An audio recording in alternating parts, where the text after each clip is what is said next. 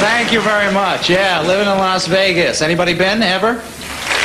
All righty, yeah. Let me tell you something. If you go to Las Vegas and you gamble, they put you in one of those suites with the circular bed. Sounds cool, don't it? Worst night's sleep you'll ever have, a circular bed. When you sleep, your body seeks out the edge of the bed. On a circular bed, you spend all night doing this.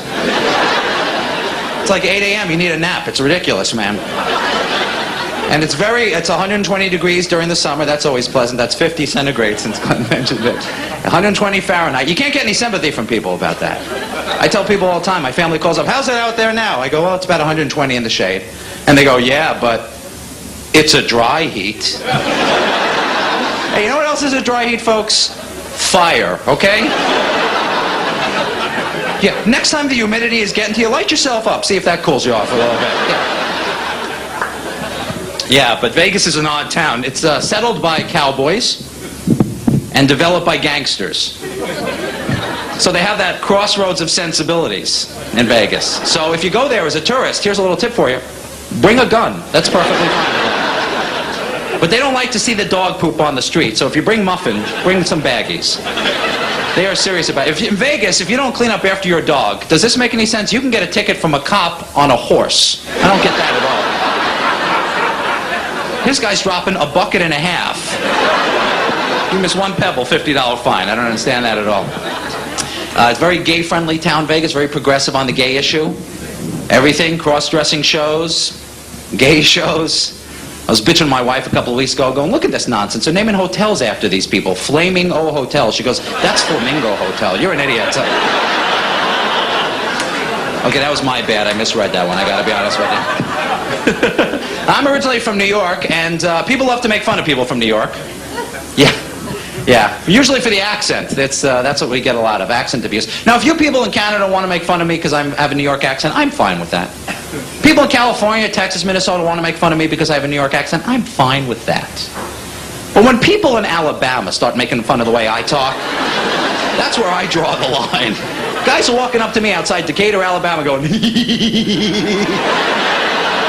from New York, did it? Ain't you ugly? Yeah, that's what they're saying. All I'm hearing is bum bum bum bum bum bum bum bum. That's it. That's all that's getting through, you know? Accent abuse everywhere I go. This girl walks up to me and she goes, what I want to know is, where are y'all from? That's an annoying accent, you know. Now, I get the accent abuse all my life, being from New York. So I said, do you want to know where I'm from? I'll give you a hint. Coffee. I think that's a good hint, right? She goes, wow, Brazil. I'm thinking she's a sharp one. She might sleep with me. So, but no more, my friends, because I am also married. I'm married, and I'll tell you something I learned about being married. You can learn a lot about romance from a woman. That is something they are really good at, romance. Because my wife and I have got a big anniversary coming up next week. And I'll be honest with you, if she hadn't reminded me, I would have forgotten about it. Next week, we will have been married 73 weeks. That's right, the big 7-3. And that would have gone right by me, I'm not kidding. My wife says it's the diamond anniversary. I had no idea. You know why that joke is funny? Because 73 is not a multiple of 5. Have you noticed that? That people just love multiples of 5. We're obsessed with multiples of 5. I'll give you a perfect example. Couples married for 25 years. Don't they get a big party? Sure they do.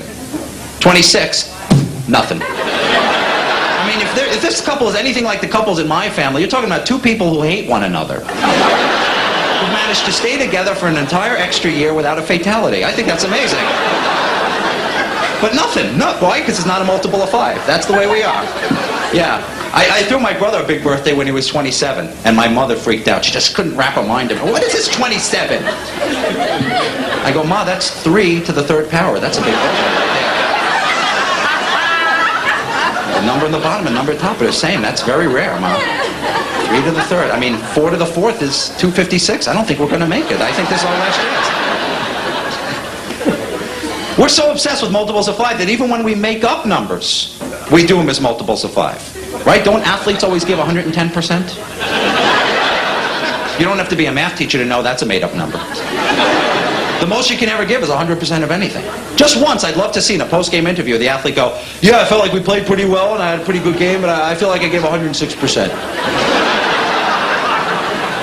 I'm sorry, don't you mean 110%? No, I felt a little off, I gotta be honest with you.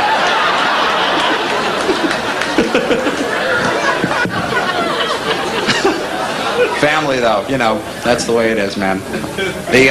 I'm the youngest in my family. Applaud if you're the youngest. Let me see who the youngest are. Yeah, quite a few of us who've managed to survive. Youngest is the best position in the family. I really miss growing up with my older brothers. I miss that playful way they used to sit on my arms and legs and punch me till I threw up. Maybe that's me, but... I'm an uncle now. Uncle Keith. Oh, man. I became an uncle. People started congratulating. Hey, you're an uncle. Congratulations. Okay. I don't really feel like I deserve a whole lot of the credit. I gotta be honest with you. I mean, I could not feel less involved in the process. I think my brother really deserves the bulk of the credit, you know, because he's, after all, the one that had sex with his wife, and if you'd seen her, you'd know just how much credit he deserves. Don't misunderstand, I love my sister-in-law. She has the most beautiful soul I've ever encountered. But the package got damaged in shipping. That's all I'm saying. I know that seems cruel, so I'll say something nice to balance it out. Even though my sister-in-law is very ugly. And she is. My brother is uglier than she is. So it's not like... Honest to God, that was the best they were going to do. And they had a boy, and that's right, yeah, he's ugly. I mean, that's just genetics. You open up a science book, you see, you know, two warthogs mating, and then you turn the page, it's not going to be a little kitten. You know what I mean? Okay, I know that seems cruel. I'll say something nice to balance out. Even though my nephew is very ugly, and he is, he's also the fattest kid I've ever seen in my entire life. It's a tough job being a parent. That's why I do this. I'm a stand-up comic, because I really am not good at the actual work of anything. I'm great on the interview, though.